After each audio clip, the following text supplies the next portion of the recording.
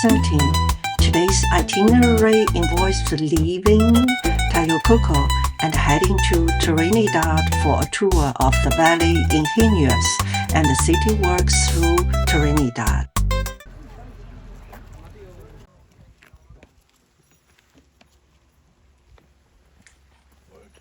The Valley of the Ingenios, the so-called sugar mills nearby Trinidad, was a famous site for slave-owning sugar estate during the colonial era.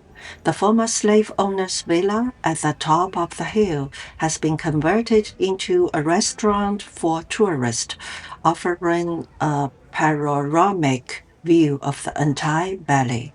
Standing next to the villa is the famous Itanaga Tower, which is 35 meters high and was once used to oversee the slaves at work.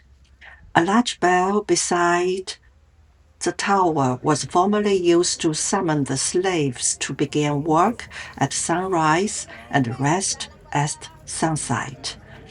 Lunch was arranged at the Villa restaurant accompanied by the usual live Cuban music. The small band sang and danced, then passed around a hat or plate for tips. They were happy if you gave and remained smiling if you didn't, though it was hard to refuse.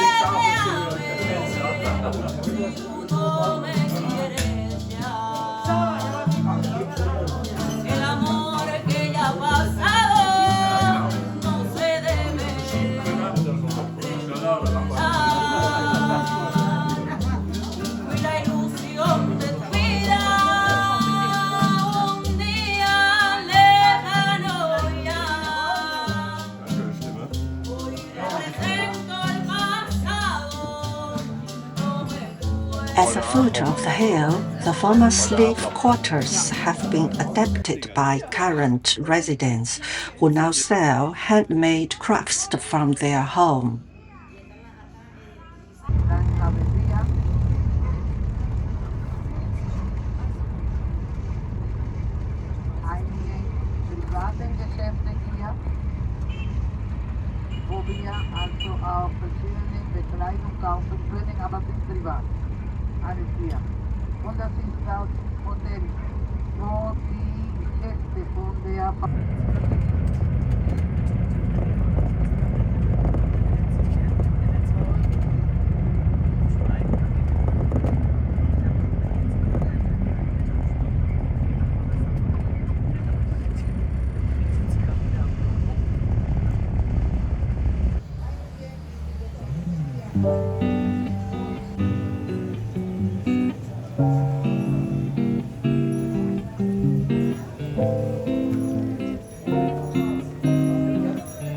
Trinidad is a very comfortable small town with a romantic and cozy charm. The locals appear relaxed and peaceful.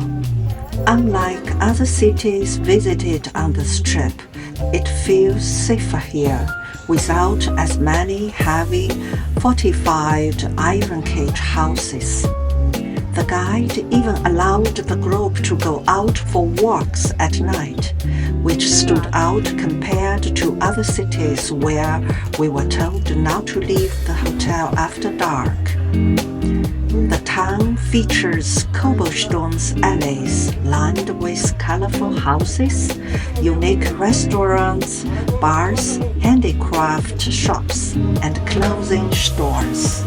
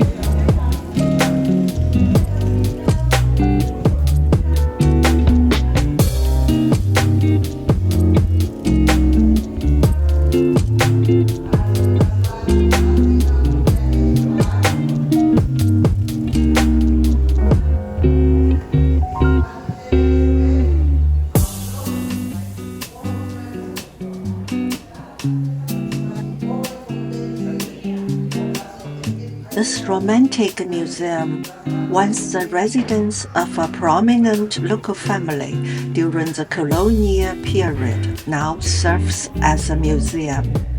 While the house is grand, it may not seem particularly extraordinary compared to European palaces, but for locals, it represents a bittersweet memory of former glory.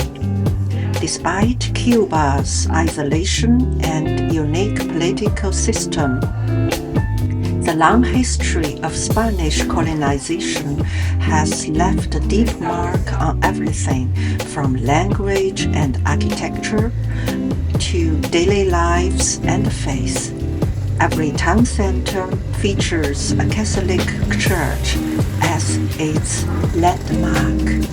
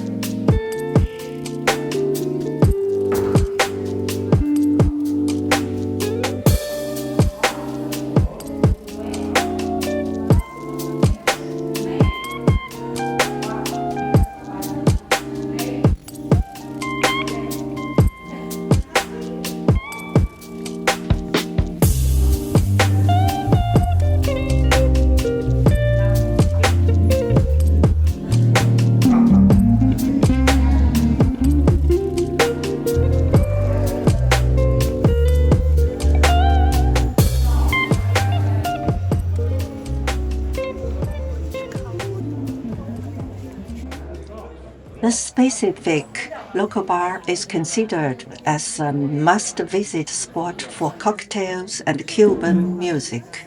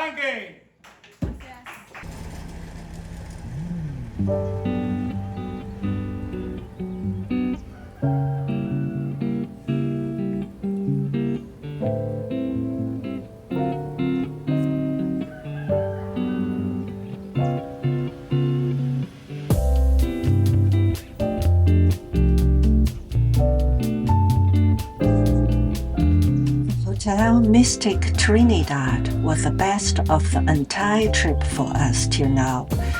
Located on a hilltop in the center of the Trinidad with excellent views, it was quite comfortable and well detailed, though the stay lasted only one night.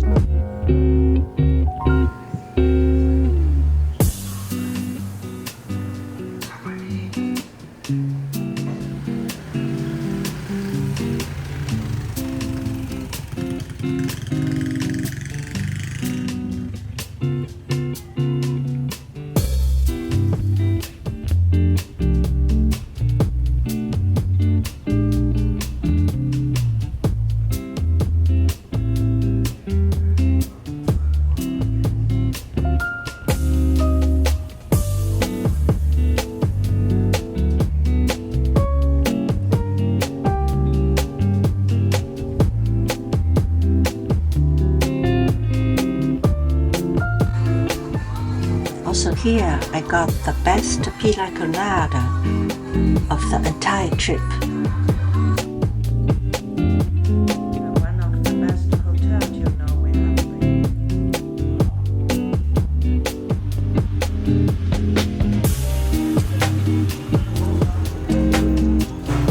Dinner was an optional recommended activity at a guitar-themed bar and restaurant. Though the storefront was small, it was filled with artistic flair, clean and used exquisite tableware. The main course was lobster, which was fresh and beautifully plated with musical elements, comparable to a Michelin star meal, and the most satisfying dinner of the whole trip.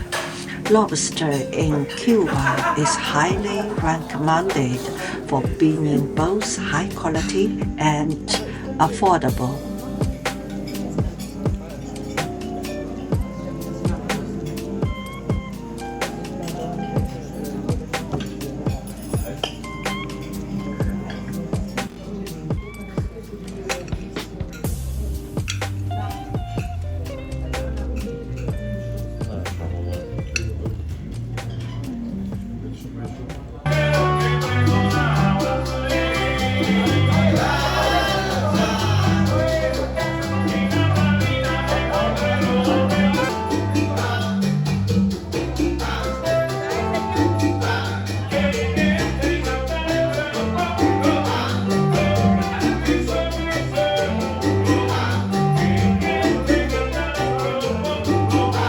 After dinner, the group experienced Trinidad nightlife, listening to music and watching people dancing. The night ended with a walk back to the hotel through cobblestone alleys during a power outage, an experience that felt different from other traveling countries.